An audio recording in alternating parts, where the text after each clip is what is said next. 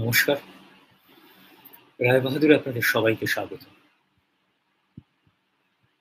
কথা মতো আজকে রাতের শেষ লাইভে।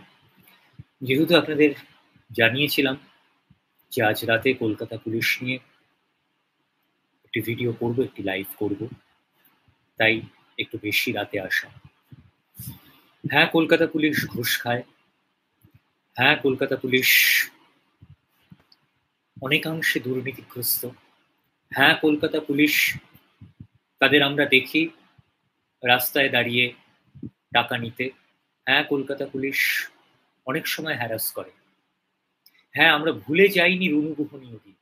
আমরা ভুলে যাইনি সেই স্লোগান, পুলিশ তুমি যতই মারো মাইনে তোমার ১০০ বারো। আমরা ভুলে যাইনি সেই ৭২ থেকে ৭৭। আমরা ভুলে যাইনি সেই ময়দান, সেই ময়দানের মাঠ এবং সেখানে পরের পর সম্ভাবনাময় তরুণদের দাঁড় করিয়ে বলা, নে দৌড়ো, দৌড়ো, দৌড়ো, আর তারপর পেছন থেকে ট্রিগার চেপে দেওয়া। আমরা সেই সমস্ত কিচ্ছু ভুলিনি। কিন্তু তারপরও বুকে হাত দিয়ে বলুন তো, সব পুলিশ খারাপ, সব পুলিশ ঘুষ খায়, সব পুলিশ হ্যারাস করে, সব পুলিশ দুর্নীতিগ্রস্ত। বুকে হাত রেখে বলুন তো যে কোনোদিন কোনো পুলিশের কাছ থেকে কোনো সাহায্য পাননি। আমি প্রত্যেকটি কলকাতাবাসী, প্রত্যেকটি পশ্চিমবঙ্গবাসী কলকাতা পুলিশ এবং ওয়েস্ট বেঙ্গল পুলিশের ভূমিকা সম্পর্কে এই মুহূর্তে যারা আমার ভিডিওটি দেখছে তাদের জানতে চাই, বুকে হাত রেখে বলুন তো কোনোদিন কোনো পুলিশের কাছ থেকে কোনো সহযোগিতা পাননি? হতে পারে এটা ছোট ওই পথ বাদলে দেওয়ার মতো অতি সামান্য নগণ্য সাহায্য থেকে আরো আরো অনেক কিছু। কি করে ভুলে যাই বলুন তো? কি করে ভুলে যাই সেই করোনার দিনগুলো? সেই করোনার দিনগুলোয় কলকাতা পুলিশের ভূমিকা, বাড়ি বাড়ি পৌঁছে যাওয়া, বারংবার অ্যানাউন্সমেন্ট করা, কখনো গান গেয়ে গৃহবন্দী কলকাতাবাসীকে, দিনের পর দিন গৃহবন্দী কলকাতাবাসীকে এন্টারটেইন করা, এই সমস্ত কিছু তো কলকাতা পুলিশই করেছে। হ্যাঁ, ওই ছেলেটি, ওই ঘৃণ্য লোকটি, সেও সিভিক, ঠিক, কিন্তু তাই বলে সব পুলিশ, সব পুলিশকে দুষবো আমরা? এই বিগত কয়েকদিন ধরে নবান্ন অভিযান এবং তার আগে বিভিন্ন সময় যখন আরজিকর ভাঙা হলো সেই সময়, হ্যাঁ, এই প্রশ্নও বারংবার তুলতে হবে যে সেদিন কলকাতা পুলিশ কি করছিল, কেন আরজিকরে ওই রকম একটি হামলা হলো, কেন আরজিকরে ওই রকম ভাঙচুর হলো। নিঃসন্দেহে কলকাতা পুলিশের সেই দক্ষতা ছিল, কলকাতা পুলিশ আটকাতে পারত। সেই প্রশ্ন তুলুন, কিন্তু বুকে হাত রেখে এটাও বলুন যে প্রত্যেকটি পুলিশ ঘুষখোর। বলতে পারবেন? বুকে হাত রেখে বলুন তো, কোনোদিন আমরা কোনোদিন এই মুহূর্তে যে কজন দেখছেন রায়বাহাদুরের এই ভিডিও, কোনোদিন কলকাতা পুলিশের থেকে কোনো সাহায্য পাননি? অতি অনায়াসে আমরা এত বিস্মৃত যে করোনার দিনগুলোতে কলকাতা পুলিশের ভূমিকা আমরা ভুলে যাব? তাদের বাড়ি বাড়ি পৌঁছে যাওয়া, বারংবার অ্যানাউন্সমেন্ট করে বলা, বারংবার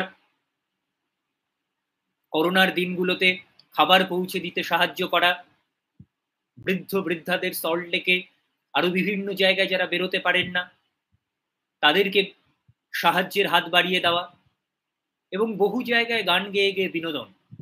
সেই সমস্ত ভিডিও, সেই সমস্ত ছবি তো আমরাই শেয়ার করেছি, আমাদের ফেসবুকেই রয়েছে। গতকালকের নবান্ন অভিযানে যে দেবাশিস চক্রবর্তী, যে সাইবার ক্রাইম ডিপার্টমেন্টের যে ভদ্রলোকটির চোখ দিয়ে রক্ত ঝরল, তার রেটিনা আক্রান্ত হয়েছে যা এখনো পর্যন্ত খবর, তিনি আর কোনোদিন সেই ক্ষতিগ্রস্ত, সেই আক্রান্ত চোখের দৃষ্টি ফিরে পাবেন কিনা আমরা কেউ জানি না। আমরা শুধুমাত্র রক্ত চাই। আরো আরো এইরকম দেবাশিস চক্রবর্তীরা, তারা তাদের দৃষ্টি হারাবেন। কয়েকটা লাশ চাই বিরোধী দলনেতার, লাশ চাই রাজনীতির কারবারিদের, এবং সেই লাশের উপর দিয়ে আরো রাজনীতি চলবে। লাশ নিয়ে কলকাতার রাজপথ অবরোধ হবে, লাশ নিয়ে রাজনীতি চলবে, বন্ধ হবে, মিছিল হবে, মিটিং হবে, পরের পর লাশের রাজনীতি চলবে এবং সেই লাশ নিয়ে ক্ষমতা দখলের রাজনীতি চলবে। রাজনীতির কারবারিদের এখন লাশ চাই, লাশ নিয়ে রাজনীতি চাই। আর তার উল্টো পিঠে এইরকম দেবাশিস চক্রবর্তীদের কিছু মানুষ, যারা করোনার সময় সাধারণ মানুষের পাশে দাঁড়িয়েছিলেন, যারা করোনার সময় যারা বাড়ি থেকে বেরোতে পারেননি, যারা সোশ্যাল ডিস্টেন্স মেনটেন করতে হয়েছে, যে সমস্ত বৃদ্ধ বৃদ্ধাদের সামর্থ্য হয়নি, যে সমস্ত বৃদ্ধ বৃদ্ধারা বাড়ির থেকে বাইরে বেরোলে পরে তাদের করোনায় আক্রান্ত হওয়ার সম্ভাবনা দ্বিগুণ, তিনগুণ, চারগুণ ছিল, যাদের পরিবারে খাবার পৌঁছে দেওয়ার মতো কোনো লোক ছিল না, তখন এই দেবাশিস চক্রবর্তীদের মতোই কিছু মানুষ তাদের সহায় হয়ে উঠেছিলেন। সেই সমস্ত ভিডিও, সেই সমস্ত ছবি আমরা শেয়ার করেছি। আমরা সেই সময় কলকাতা পুলিশকে মাথায় করে নেচেছি। আমরা এত তাড়াতাড়ি ভুলে যাই কি করে দুর্গাপুজোর সময় আমাদের বিনোদন দেওয়ার জন্য সারা রাত জেগে এই কলকাতা পুলিশই আমাদের প্রহরায় ব্যস্ত থাকে। প্রতিদিন, প্রতিনিয়ত ট্রাফিক সার্জেন্টরা, ট্রাফিক গার্ডরা, তারা কি শুধুমাত্র হাত পেতে ঘুষি খান? হ্যাঁ, অনেকে সেটা করেন, আমরা সেটা দেখেছি। তাদের নিয়ে প্রশ্ন তুলুন, সজোরে চিৎকার করে কথা বলুন, ঘুষ নিতে দেখলে পরে প্রশ্ন করুন। 100 বার করা উচিত, আমরাও করব, রায় বাহাদুরও করব, চিৎকার করে বলবে। কিন্তু তাই বলে সব পুলিশ ভুলে যাব এই দেবাশিস চক্রবর্তীদের মতো কিছু পুলিশের ভূমিকা সেই করোনার দিনগুলোতে? কিংবা আমরা যখন বিনোদনে ব্যস্ত, আমোদে ব্যস্ত, ফুর্তিতে ব্যস্ত, আমরা যখন দুর্গাপুজোর উৎসবে মেতেছি, আমরা যখন ঈদের উৎসবে মেতেছি, সেই সময় এই দেবাশিস চক্রবর্তীদের মতো মানুষ সারাদিন পরিবার, পরিজন, সন্তান ফেলে তারা কিন্তু 14 ঘন্টা, 18 ঘন্টা ডিউটি করে যাচ্ছে। আর তারপর আমরা হুমকি দেব, পুলিশ তুমি যতই মারো তোমার মেয়েও হচ্ছে বড়। এই জাতীয় হুমকি পাবে পুলিশ। আর পরের পর লাশ ফেলার প্ররোচনা, পুলিশকে প্ররোচনা দাও, পুলিশ যাতে গুলি চালায়, একটা, দুটো, তিনটে, চারটে লাশ চাই, লাশ।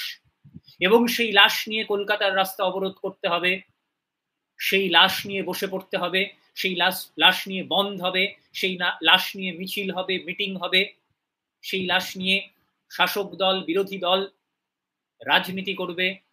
এবং তারপর ক্ষমতা দখল, ক্ষমতা চাই, লাশের ওপর রাজনীতি, লাশ নিয়ে রাজনীতি করে ক্ষমতা দখল। গণতান্ত্রিক উপায়ে যখন ক্ষমতা দখল করা যাচ্ছে না, তখন লাশ চাই। আর তার উল্টো পিঠে এই দেবাশিস চক্রবর্তীদের মতো কিছু মানুষ, তাদের চোখ ফেটে যাবে, ঝরঝর করে রক্ত পড়তে দেখব। সেই ছবিটা আমি থাম্বনেলেও রেখেছি।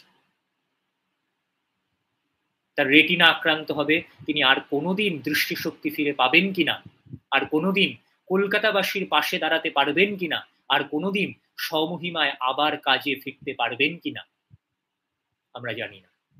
হ্যাঁ, আমরা প্রশ্ন করব, আমরা চুপ থাকবো না যখন দেখব পুলিশকে ঘুষ খেতে, আমরা চুপ থাকবো না যখন দেখব পুলিশ অহেতুক হ্যারাস করছে। আমরা কোনোদিন রুণভূমিদের ভূমিকা ভুলে যাব না, আমরা সেই স্লোগান ভুলবো না, পুলিশ তোমার মাইনে, পুলিশ তুমি যতই মারো মাইনে তোমার 100 বারো। আমরা প্রশ্ন করব, আরজি করে সেই দিন কেন হামলা হলো, প্রশ্ন করে যাব। কিন্তু তার উল্টো পিঠে এই দেবাশিস চক্রবর্তীদের মতো মানুষ, যারা সেদিন কিছু দুষ্কৃতীদের আটকাতে চেয়েছিলেন, বিরোধীদের লাশের রাজনীতি আটকাতে চেয়েছিলেন, লাশ চাই, যারা লাশের উপর রাজনীতি করতে চেয়েছিলেন, তারপর যারা ঝরঝর করে, যার বাচক দিয়ে কান্নার মতো ঝরঝর করে রক্ত ঝরেছে, তাদের কথা বলবো না? বুকে হাত রেখে বলুন তো, কোনোদিন কলকাতা পুলিশ আপনার কোনো সাহায্যে পাশে দাঁড়ায়নি? কলকাতাবাসীকে আমি প্রশ্ন করতে চাই এই ভিডিওর মধ্য দিয়ে, আপামর কলকাতাবাসীকে, কোনোদিন শুধু পুলিশকে ঘুষ খেতেই দেখেছেন? শুধু পুলিশকে দুর্নীতি করতেই দেখেছেন? বুকে হাত রেখে বলুন তো, কোনোদিন কলকাতা পুলিশকে কলকাতাবাসীর পাশে দাঁড়াতে দেখেননি? এত বড় মিথ্যের বেশাতি আমরা আজ করব? আর যেন কোনো দেবাশিস চক্রবর্তীদের ঝরঝর করে কান্নার মতো রক্ত ঝরতে না দেখি। এইটুকুই বলার ছিল। ভালো থাকবেন। আজকে শেষ ভিডিও, রায় বাহাদুরের সঙ্গে থাকবেন, রায়বাহাদুর সাবস্ক্রাইব করবেন, সাবস্ক্রাইব করতে কোনো টাকা লাগে না। এই মুহূর্তে যে কজন দেখছি তাদের অনুরোধ, প্লিজ রায়বাহাদুর সাবস্ক্রাইব করুন, তাহলে আমরা এইরকম আরো ভিডিও আপনাদের দিতে পারবো। আবারও দেখা হবে আগামীকাল অন্য কোনো ভিডিও, অন্য কোনো বার্তা নিয়ে। পাশে থাকবেন, ধন্যবাদ। রায়বাহাদুর সাবস্ক্রাইব করবেন, রায়বাহাদুর জয়েন করবেন, পাশে থাকবেন।